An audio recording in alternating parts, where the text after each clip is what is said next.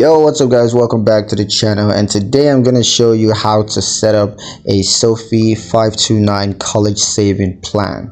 Let's get straight into the video. It's going to be a quick one. So to set up this savings plan, all you got to do is log into your SOFI account, and once you're logged in, you want to navigate to the invest tab.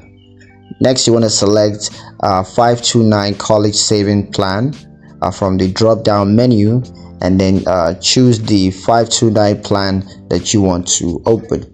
Next, you got to fill out the 529 plan application, providing the required information such as your name, social security number, your address, and beneficiary information. And then you got to fund your 529 plan account by transferring funds from your bank account, or you could do that from any other financial institution. Next, you can choose your investment from SOFI's range of options, including ETFs, index funds, and individual stocks. So yeah, that's pretty much it on how to set up a SOFI 529 college savings plan. Hope you guys liked the video. Hope you find the information useful enough. If you did, like the video, comment down below, let me know what you thought, share the video with your friends, and subscribe to the channel if you haven't done so already. And I will see you guys in the next one. Peace.